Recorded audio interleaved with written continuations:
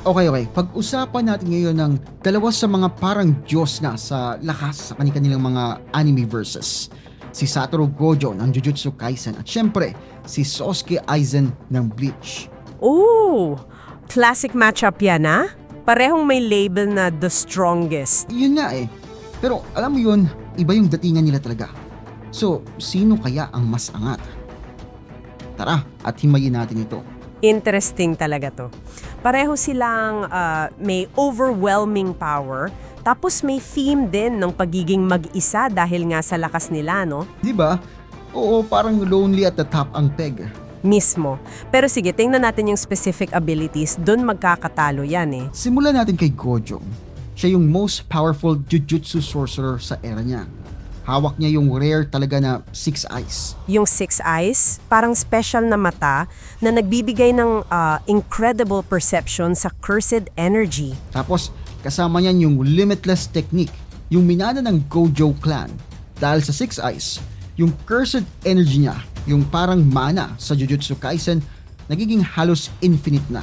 Walang nauubos halos, kaya sobrang efficient. Kaya nga raw, kayang-kaya niyang mag-spam ng malalakas na techniques. Pati nga yung domain expansion, paulit-ulit, kaya niya kung kinakailangan. Tama.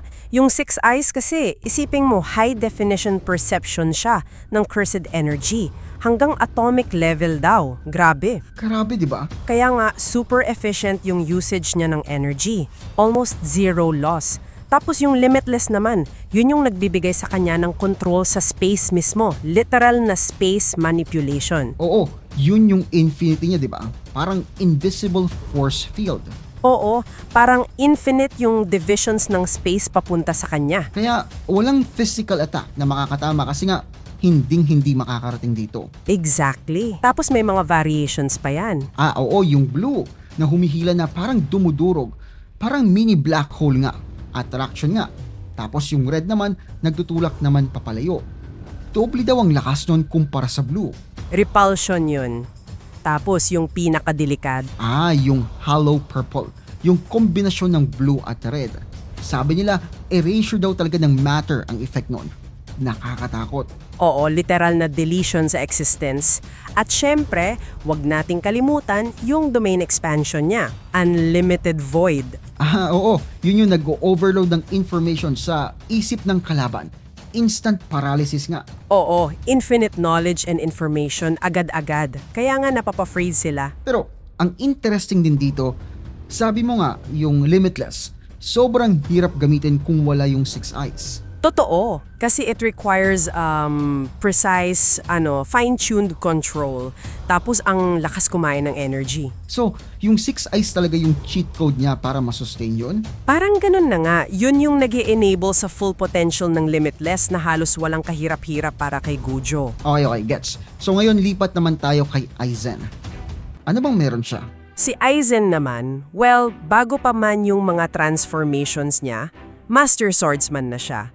Galing din sa hand-to-hand combat. Tapos yung Ryatsu niya, yung spiritual pressure sa Bleach, sobrang tindi rin. Oo, yung level niya, yung mga weaker characters daw nasasaktan or nahihimatay na lang pag nasa presence niya. Pressure pa lang yun ah. Grabe. At di ba naging immortal nga siya eventually dahil sa Hogyoku, yung powerful na artifact? Tama, yung Hogyoko, malaking factor yun mamaya. Pero bagay yun, yung pinaka-iconic talaga sa kanya, yung Shikai ng Zanpakuto niya, yung Kyoka Suigetsu. Yung illusionability, yung complete hypnosis? Oo, complete hypnosis talaga. Kinokontrol niya yung 5 senses ng kalaban.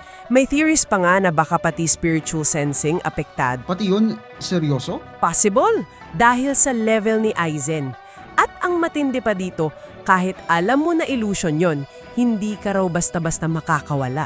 Unless mahawakan yung espada niya bago siya ma-activate, tama? Yun nga, which is sobrang hirap gawin.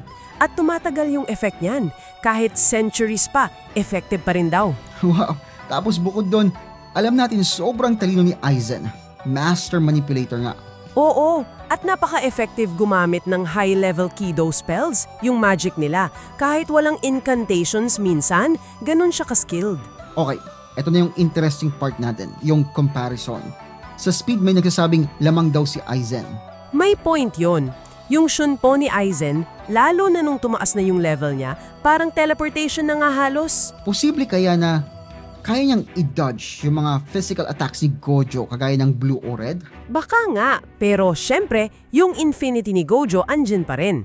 Dito na papasok yung abilities match up talaga. Yun nga malaking factor yung Kyoka Suigetsu ni Aizen. Pero di ba yung Six Eyes ni Gojo, nakikita niya yung energy flow?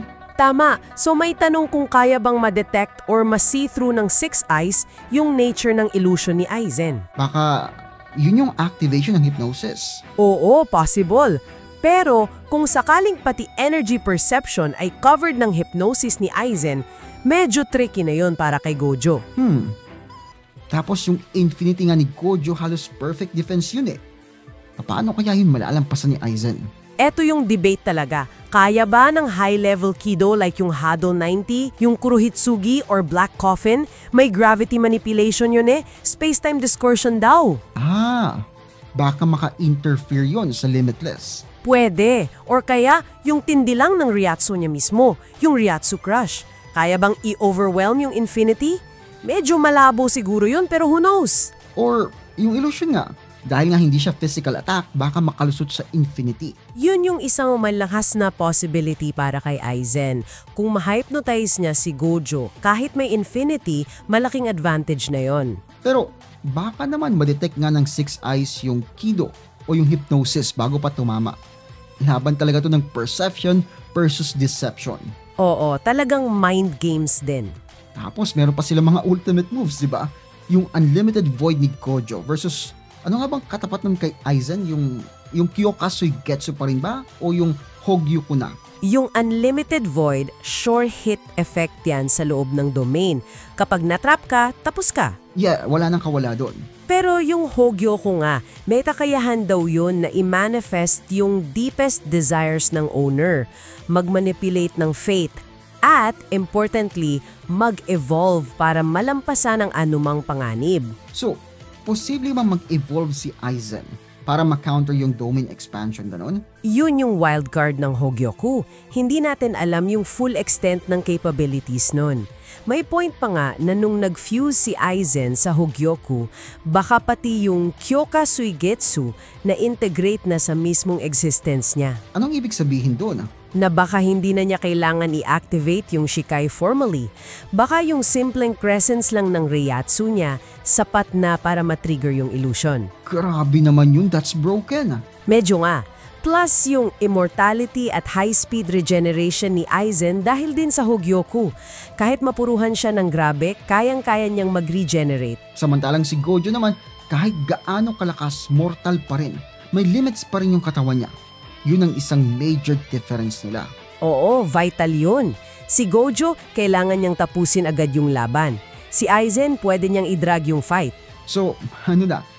Ano na ang final verdict natin dito? Ang hirap pumili. Mahirap talaga. Parehong may kanya-kanyang alas na sobrang powerful.